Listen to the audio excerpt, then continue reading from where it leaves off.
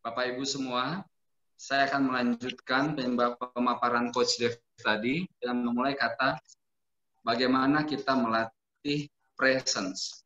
Presence adalah kesadaran kita tentang saat ini. Tentu butuh teknik tertentu, namun ini adalah bagian dari latihannya. Bagaimana sekarang saudara-saudara semua akan mencoba konsentrasi, be in the moment, momennya adalah saat ini saja, hilangkan yang lain, hilangkan kegundahan, kegusaran, fokus, dan lihat apa yang bisa didapatkan dari materi yang akan saya sampaikan. Slide. Baik, kita sekarang bicara tentang meningkatkan produktivitas atau performa kita di era digital. Karena inilah eranya kita, era digital. Yes, next. Pertama kali kita tentu mau tahu apa itu produktivitas dan bagaimana cara kita melihat produktivitas. Saya menggunakan gambar sawah Bapak Ibu, ya, supaya kita masuk ke dalam momen dulu sebentar, masuk ke dalam dunia zaman lalu dan zaman kini sebetulnya. Kalau kita bicara sawah, petani, dan padi, kita biasa bertanya tentang berapa tingkat produktivitas sawah. Kita bisa katakan, umumnya kita dengar misalkan 10 ton per hektar. Kalau kita bicara misalkan berapa gajinya sebulan, sekian juta per bulan, berapa income-nya per bulan, sekian per bulan, berapa fee-nya sebagai trainer, sekian per jam, kan begitu ya, lebih kurang demikian. Nah, ternyata itu saja tidak cukup untuk membuat kita bisa meningkatkan produktivitas. Kita harus lihat lebih dalam lagi agar kita bisa meningkatkan produktivitas kita. Next. Ini lebih sebagai penjelasan lebih panjang Bapak Ibu tentang bagaimana kalau tadi saya bilang 10 ton per hektar, namun ternyata dalam satu tahun itu ada 2 musim, berarti sebenarnya adalah 20 ton per hektar per tahun, karena 10 hektar itu per ton per musim. Ya. Ini saya pelan-pelan untuk mempertajam cara kita melihat angka produktivitas. Next.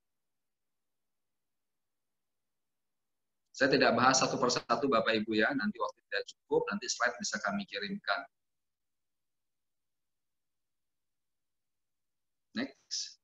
Next saja, saya sakit. Next slide. Nah, kalau petani, luarannya adalah padi, gitu ya. Lantas kalau kita, sebagai manusia, apa luaran kita? Output kita itu apa? Jadi kita sekarang mau mencoba memetakan diri kita dari outputnya kita. Next. Saya menggunakan 2 aspek utama, ya, yaitu pertama adalah uang, yang kedua adalah dampak.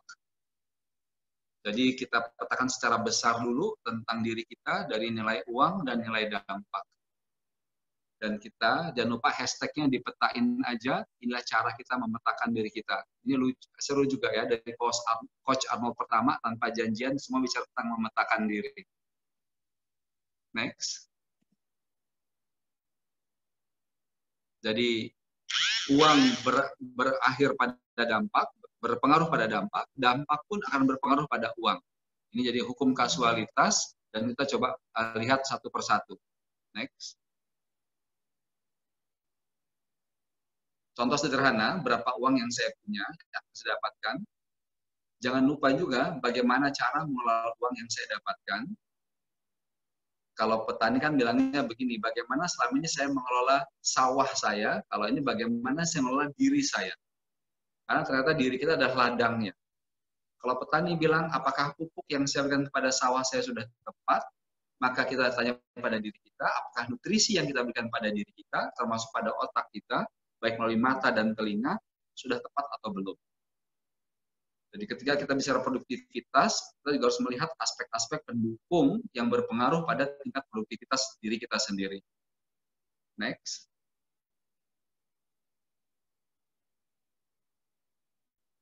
Lantas, ini contohnya, ya. Kalau saya adalah seorang public speaker atau saya seorang YouTuber, jadi ketika di masa seperti ini, kita bisa bertanya seperti ini, apakah konten saya sudah baik atau belum? Seperti apa respon saya? respon audiens saya kepada saya. Kalau kita lihat, seperti saya lihat channel saya lihat berapa jumlah subscribernya. Saya baru mulai, Bapak Ibu, baru lebih kurang 1 bulan. Dulu udah pernah 7 tahun yang lewat masuk menggunakan YouTube, tapi tidak terlalu serius saya perhatikan. Berkat pandemik saya perhatikan lagi. Jadi mulai sebulan yang lampau, saya kemudian melakukannya. Mengapa? Karena begitu masa pandemik masuk, saya melihat ada waktu-waktu saya yang kosong. Dan saya berpikir, apa yang bisa saya gunakan? Kalau saya hanya memikirkan tadi tentang kondisi yang berat hari ini, gitu, saya malah tambah lama tambah stres. Saya harus alihkan stres saya menjadi energi stres itu menjadi energi yang lebih positif. Saya tahu bahwa membuat konten YouTube tidak besok jadi uang, gitu. Tapi paling tidak saya melatih pada saat itu menjaga emosi saya, menjaga tingkat kesadaran sanity saya, tingkat kewarasan saya, sehingga saya tidak larut dalam masalah yang sedang saya hadapi. Meskipun nanti lambat laun, pelan-pelan, begitu saya bangun konten ini, maka dia akan berdampak di jangka yang lebih panjang bagi diri saya. Begitu kira-kira ya. Next slide. Nah, saya buatkan, tadi saya bilang kita coba lihat lebih dalam ya, lebih tajam. Apa saja sih yang membuat kita punya penghasilan? Itu saya buat sampai U9. Bapak Ibu boleh tambahin sampai 99 juga boleh, sampai 900 juga boleh, silahkan. Ini hanya untuk pembukanya saja, ya. Jadi kita harus lihat gitu bahwa pendapatan kita itu macam-macam. Saya mau highlight di situ ada namanya hustling, ya. Hustling itu U5, artinya pekerjaan sampingan. Nah, semua orang tahu, ya, saya paham. Semua orang tahu pekerjaan sampingan. Namun, yang bisa jadi sebagian kita lengah adalah ketika waktu kita kosong, apa yang kita bisa lakukan untuk membangun hustling yang lebih efektif. Nah, untuk itu kita harus lihat di sebelah kanan yang namanya dampak. Dampak ini saya buat D1 sampai D6, bisa sepanjang mungkin. Ada 2 level Bapak Ibu di dampak ini, dampak pertama dan dampak kedua. Contoh begini, kalau saya menjadi seorang YouTuber, dampak pertama saya adalah membuat konten. Artinya kalau saya bisa buat konten lebih baik, nilai dampak saya meningkat. Namun, ada lagi yang di bawahnya. Kalau sebelum saya buat konten, saya tahu bahwa saya hanya bisa membuat konten yang berkualitas kalau saya juga punya asupan nutrisi di kepala saya yang berkualitas. Nah, jangan saya habiskan waktu saya membuat konten, namun responnya yang saya dapatkan tidak bagus, saya tetap buat konten. Berarti saya harus melakukan dampak di bawahnya, yaitu dampak pengetahuan. Apa maksudnya? Jadi saya bagi waktu saya. Waktu saya ada yang saya pakai untuk buat konten, ada yang saya pakai untuk membaca, mencari informasi lebih banyak. Sungguh-sungguh serius menelaah apa yang bisa diangkat, permasalahan apa yang sedang tren, dan bagaimana cara mengupasnya. Ya, tanpa persiapan yang lebih tajam, lebih tuntas di bagian ini, maka sulit bagi kita untuk membangun konten yang berkualitas, dan ujungnya akan sulit meningkatkan penghasilan kita dalam jangka panjang. Next. Nah, membantu kita semua, saya buat ada namanya peta statis dan peta dinamis. Ada 2 macam peta. Peta statis ini menggambarkan kondisi kita per hari ini. Peta dinamis ini menggambarkan perjalanan hidup kita dari masa lampau ke masa depan. Next. Saya meminjam dari bisnis model kanvasnya Osterwalder untuk membuat peta statis yang saya ganti dari bisnis model menjadi self model. Bisa next. Oh, sebelum itu nanti kemudian kalau saya bicara peta dinamis, saya menggunakan konsep yang saya bangun di The New You. Petakan ulang hidupmu dan jadilah hebat. Next.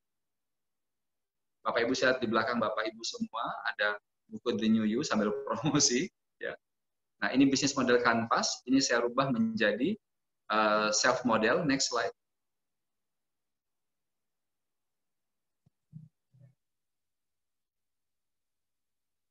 Oh, sudah ya?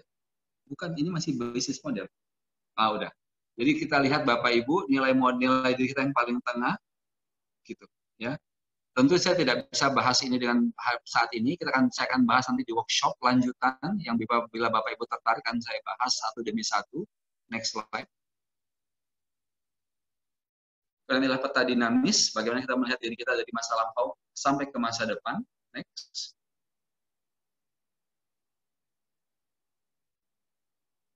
Ini peta besarnya, ya. 3 masa waktu, 3 jendela diri kita, dan 3 cara membangun kekuatan diri agar lebih produktif, dan jadilah satu, itulah I, insan yang baru, yang lebih baik, yang lebih produktif. Next slide sebagai penutup.